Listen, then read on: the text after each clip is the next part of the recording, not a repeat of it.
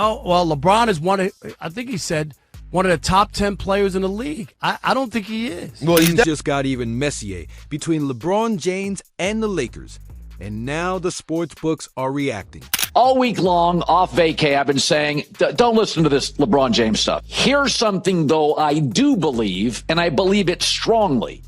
Clutch Sports or Clutch Points, there's an article today that says people around the NBA believe LeBron is going to announce he's retiring after the 2025 season, and that may not be a year away, that he may announce this is his last season, and I do buy that. Out of nowhere, the odds of LeBron being traded to the Dallas Mavericks have skyrocketed, moving from a long shot at plus 1,200 to just plus 300.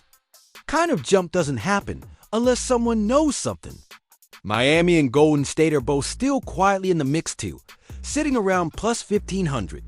But the real shock? The odds of LeBron staying with the Lakers have dropped hard from minus 700 to minus 340. That's a massive swing, and it's telling us something. The front office hasn't said publicly yet, but LeBron's agent? He said it. Rich Paul went to the media and made it clear LeBron is not happy in L.A. Clearly, the Lakers feel Luka is the future. LeBron knows it. Luka knows it. Everybody in the organization knows it. It was LeBron's team, even when AD was dominant in the COVID year. And LeBron, for 23 years, has been the number one priority of every organization and almost always the best player. I would say the best player. And now he's not. This year, he's not going to be the best player. Luka, in shape, will be the best player. He didn't deny the rumors. In fact, he poured gasoline on them, hinting that LeBron's future with the franchise is uncertain. And when Rich Paul speaks, especially, on LeBron's behalf, it's never random. There's a purpose.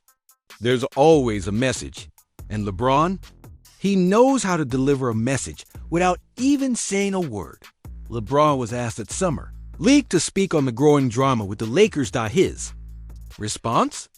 I ain't got nothing to talk about. That silence speaks louder than any press conference ever could. During a vacation, a Lakers sideline reporter was photographed wearing a Cavaliers jersey. No big deal, right? But LeBron jumped into the comments and wrote, "Now that is proper attire." Think about that. A Hall of Famer, still playing for the Lakers, publicly praising the gear of his former team, while tensions are boiling in LA. That's not just petty. That's pointed, and it didn't go unnoticed. ESPN's Ramona Shelburne, who's extremely close to Lakers owner Jeanie Buss, dropped the bombshell. According to her team's sources, it's over. That's it. No soft landing, no negotiation. The Lakers have no plans to re-sign LeBron James after the season. LeBron also knows the new owners are not going to get backed into a corner and bullied. These new owners moved off Cody Bellinger, Corey Seager, Max Scherzer, Manny Machado. They could have had Manny Machado to a long deal. He goes to their rival, the Padres, and is an all-star. He's an incredible player. Let him walk. Zach Greinke, let him walk. They do this. They'll pay for Ohtani in his prime.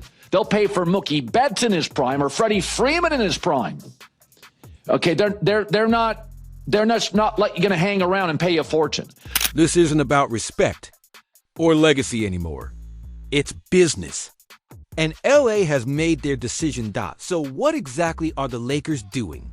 It's called Project 2027. And no, it's not just a cute name. It's a full-on strategic shift. The front office is focused on one thing: clearing cap space and stacking assets for a future superstar swing. They're not hiding it either. The goal is to land a generational talent like Giannis or Nikola Jokic, whether through free agency or trade. The smart teams now, the smart GMs are getting 4 and 5 years ahead on this thing. Nobody's paying the luxury tax anymore. And everything with LeBron operates in the near term. Nobody operates like that now that knows what they're doing. So LeBron's just the latest casualty of the new CBA. And LeBron? He's not part of it. You can see the blueprint in the contracts. DeAndre Ayton, Jake LaRavia, Jackson Ace all signed the deals that end right before or during the 2027 window. Even Dorian Finney-Smith, a solid role player, was only offered a short 2-year deal. Houston came in with more years, and just like that, he walked. The Lakers didn't even try to match. Why? Because everyone on this roster is just a placeholder for what comes next. And LeBron sees it. He felt it when the season ended, and the team held a very public dinner meeting to discuss the future. There was Rob Pelinka, J.J. Redick, Luka Dončić, and Luka's agent all photographed walking into the restaurant with thick binders and big smiles. But LeBron, nowhere in sight. Not invited? That wasn't just a business meeting. That was a statement that got worse. During the $10 billion ownership transfer of the Lakers to the Guggenheim Group, Luka was informed. LeBron was left out entirely. Not a text, not a phone call. For a player who brought a title to LA and kept them relevant, that kind of snub isn't accidental. It's personal. And LeBron knows it. Still, he could have ignored all that. They were at least trying to win. But the real breaking point? The Lakers' refusal to build a championship contending roster around him. LeBron just made All-NBA. He's still producing at an elite level. And yet the team is acting like he's already in retirement mode. That's the part he can't accept, because more than anything, LeBron is used to control. For 2 decades, he's been at the center of every roster decision. But now, for the first time in his career, he's being frozen out. The Lakers are no longer running their moves through him. They're building around Luka Dončić. Full stop, even with all of this going on, LeBron hasn't asked for a trade. And realistically, he probably won't. His contract is massive $52.6 million. To trade him, another team would have to gut its entire rotation just to match salary. It's not worth it, and ask for a buyout. That's not happening either. LeBron picked up his player option knowing this might be his final run in LA, and the Lakers aren't about to eat $50 million in dead cap just to let him walk. That's a financial disaster they're not willing to take. The Lakers are fully committed to Project 2027, no matter the current noise. If they can't land a superstar like Giannis or Jokic, they'll pivot. Their fallback plan? Build smart, deep rosters around Luka and stay flexible. Rudy Gobert tore them apart in the playoffs, exposing their soft interior.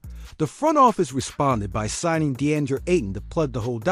It's not a perfect fix, but it's a start. Maybe the most important Lakers season in years. If they win early, the LeBron tension might fade into the background. But if they stumble again, this is the end of the King in LA.